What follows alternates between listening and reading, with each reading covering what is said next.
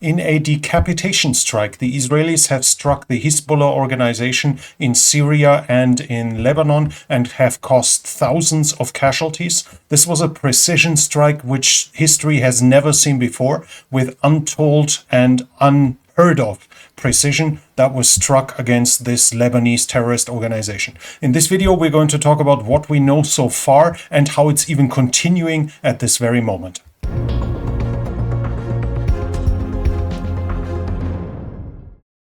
At least 3,000, probably over 4,000 pages have exploded yesterday.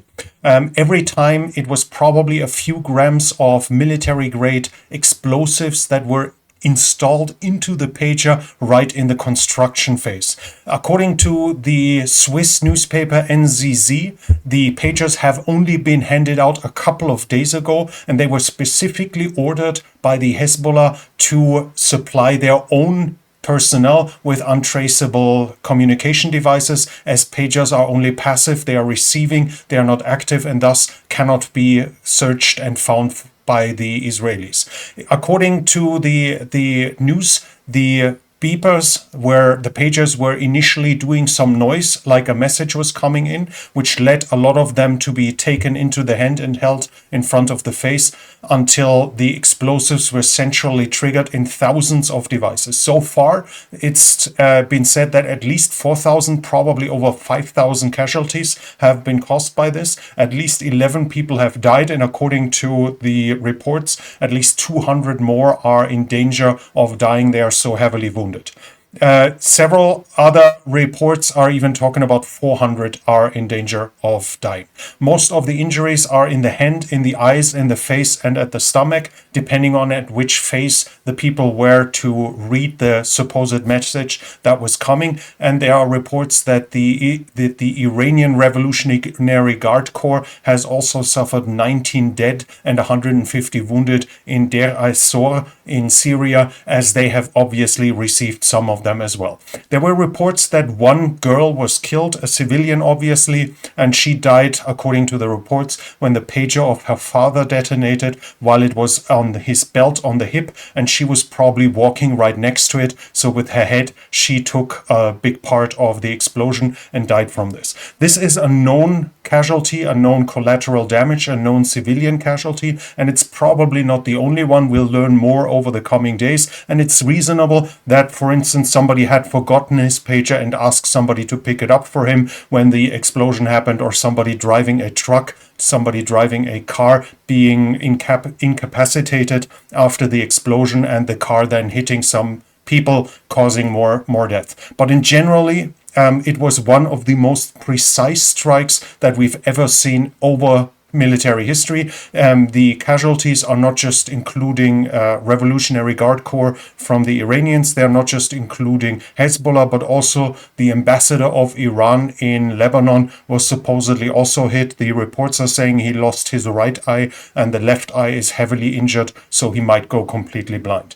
Right now, escalation is obviously is obviously quite possible, as Hezbollah will look for revenge, but we have to see, as of now, they must be massively weakened by this attack. 10 to 15% of their regular cadre was hit by this and was heavily injured. The gruesome videos show heavy head injuries, heavy hand injuries. A lot of them will never go back to a fighting stage at this point. And then we have to see, this was meant as a decrypted, untraceable communication device. This is not something you give to the foot soldier. This is something you give to the commanders.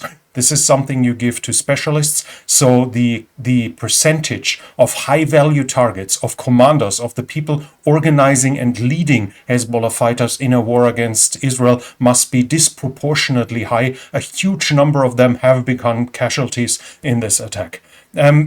Generally, we would expect this to be some kind of shaping for a coming Israeli operation, probably in front of a ground invasion. So the capability of Hezbollah to respond is significantly diminished. But as of now, there are also reports. Al Monitor, for instance, reported that 2 Hezbollah members found out about the explosives. One of them was killed and the second one was about to tell others. So they had to preemptively launch the strike, basically use it or lose it in this record. Right now, still a lot of questions unanswered. For instance, were they possible to go through airports with this, or was it detected at an X-ray in an airport? This will obviously have big implications for future air travel at this point, but it's too early. But right now, the Israelis have achieved a victory, which some others have claimed is at the level of the airstrike in the Six-Day War against the Egypt Air Force, a decapitation strike that is completely taking the ability and disabling an opponent. Right now, the pictures and the data coming from the strike will also help Israelis' intelligence. Tons of videos and pictures were taken identifying operatives, and among them, obviously, operatives that were never known to the Israelis. It shows family members, it shows locations where those people are operating. The treasure trove of intelligence data coming from the strike will be immense. Right now, the fresh news is from the last minutes that hundreds, probably thousands of walkie-talkies have also exploded. So the Israelis were able to plant explosives there as well. And right now, rumors are talking about laptops and other devices as well. We'll have to see over the coming days and hours how it turns out. But what we can say as of now, this was the most precise decapitation strike and strike against a military or militant operation in all out of history, while those fighters were embedded in the civilian population. Thousands of fighters have been killed before in some events, but never were they spread out over a wide area, being completely embedded in the civilian area, and all of this done with barely any civilian casualties, as those were specific devices handed out to militants and handed out to high-level militants. The damage done to Hezbollah must be absolutely tremendous. We'll have to wait over the coming days and weeks to find out to which degree, maybe even what leaders of Hezbollah have been seriously injured or even killed in this strike. But this cannot be overstated. This is an epochal event like we've never seen it before and like we'll have a hard time seeing in the future.